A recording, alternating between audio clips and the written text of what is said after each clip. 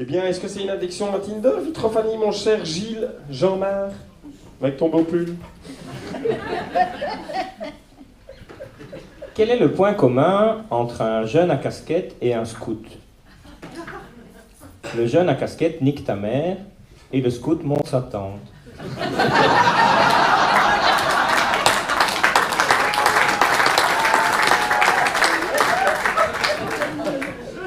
Quiconque est déjà allé chez les guides ou chez les scouts et a survécu quelques années aux jeux dans la berdouille, aux distributions de calendriers, de post-it et de paquets de galettes sous la pluie, aux marches avec un sac à dos sous l'orage et au camp de 15 jours sous la drache, eh bien celui qui a survécu assez longtemps a l'immense privilège de recevoir un totem. Alors le concept est assez simple. Comment vous expliquer cela? C'est comme si un chamois et une marmotte se croisaient dans la montagne et qu'ils se présentent. C'est quoi ton totem? Moi c'est Roger.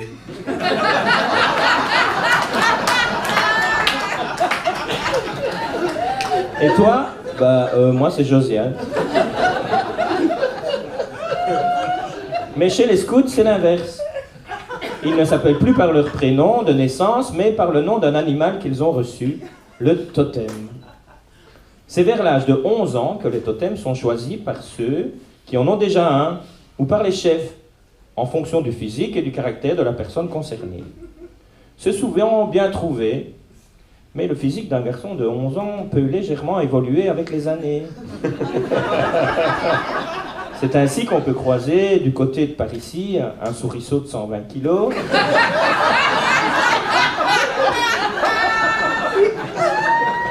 un colibri d'1,88 m,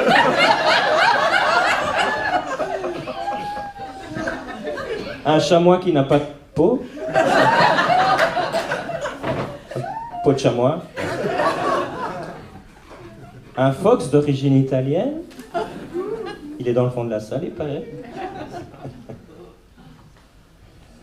Un chouka déplumé, c'est moi.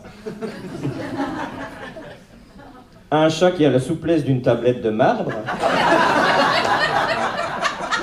Il est là, je le vois. Un bulbule qui rit quand on l'emmène. Un reine des neiges un peu décati. À côté de moi. Chez les guides, on se demande parfois où elles vont chercher des noms d'animaux pareils.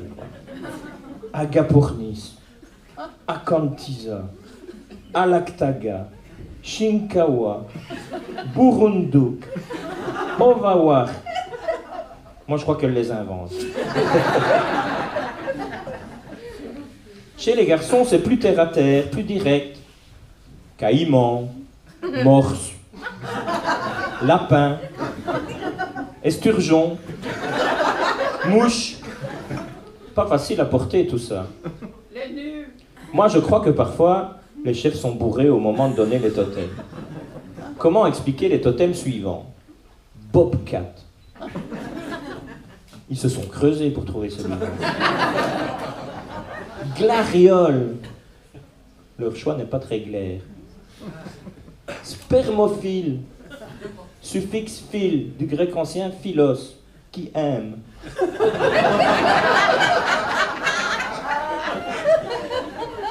Chico.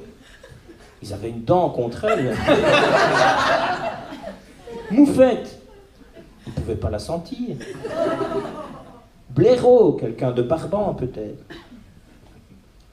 Quand ils ont 15 ans, les guides et les scouts qui ont survécu à leur totem reçoivent un kali qui accompagne leur totem. C'est une petite phrase qui accompagne le totem et qui décrit le caractère. Ainsi, parmi mes connaissances, on trouve cocardi, jeunette, bulle de savon, fenêtre, tout feu, tout flamme. C'est pas mal tout ça, ça sonne bien. Chamois, dorémi. Impala, lève-toi et marche. Civette, comique sous roche. Oui. Chinchilla en toute simplicité. Mais que dire de ceux-ci? Caribou à 100 degrés.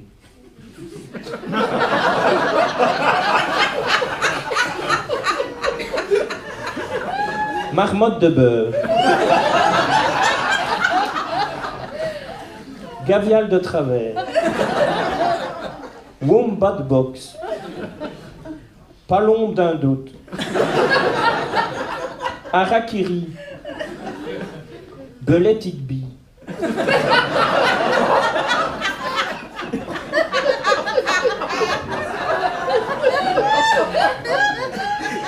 Paribal du samedi soir.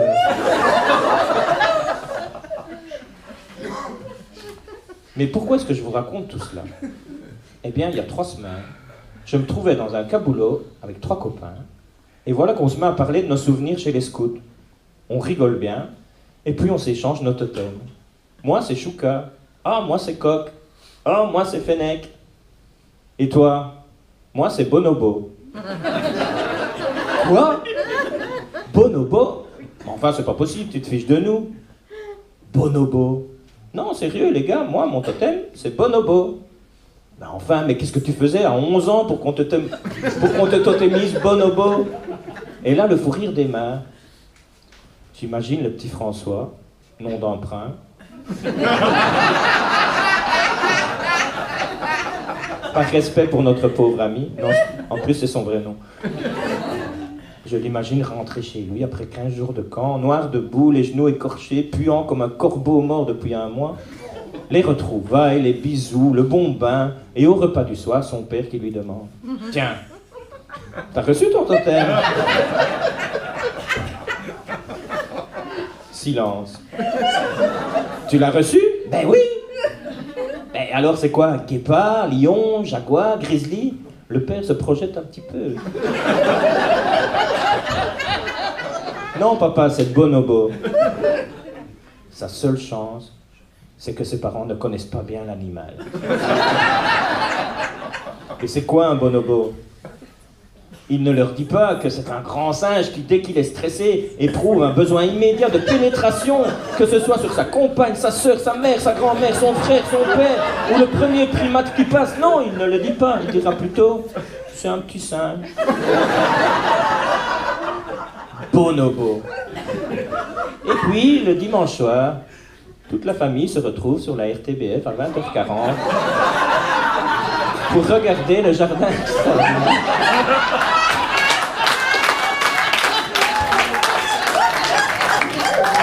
François, viens voir, c'est incroyable. C'est une émission spéciale sur les bonobos.